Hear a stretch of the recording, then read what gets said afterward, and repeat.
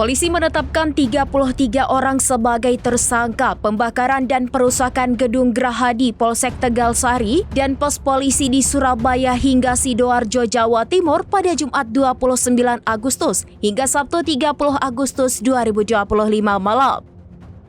Sebanyak 22 orang tersangka ditangkap Satreskrim Polrestabes Surabaya, 9 orang tersangka ditangkap Ditreskrim Polda Jatim, dan 2 orang tersangka ditangkap Satreskrim Polresta Sidoarjo. Menurut Kabis Humas Polda Jatim Kombes Pol Jules Abraham Abbas, para tersangka yang ditangkap itu ada yang berusia dewasa dan ada juga yang masih berusia di bawah umur. Khusus anak di bawah umur yang berstatus anak berkonflik dengan hukum atau ABH, ada yang diserahkan pihak lembaga khusus pendampingan ABH selama proses hukum berlanjut. Pihak penyidik masih melakukan pengembangan dalam proses pemeriksaan para tersangka itu, termasuk mendalami adanya keterlibatan afiliasi kelompok khusus yang kerap kali menyebabkan aksi anarkisme di beberapa wilayah di Indonesia. Namun berdasarkan hasil pemeriksaan terhadap para tersangka, Jules mengungkapkan ada beberapa tersangka yang memang dengan sengaja dan meniatkan diri melakukan pengrusakan memanfaatkan momentum pelaksanaan demonstrasi.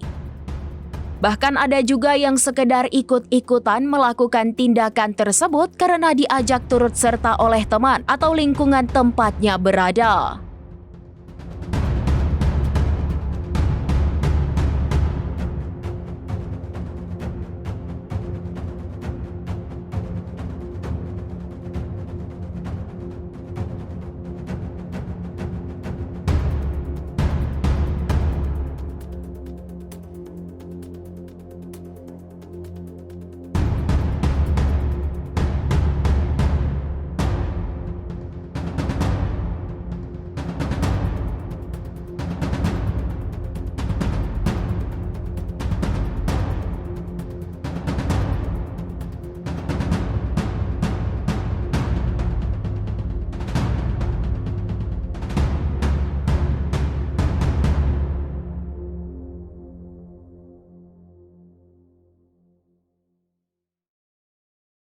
Download Tribun X sekarang, menghadirkan lokal menjadi Indonesia.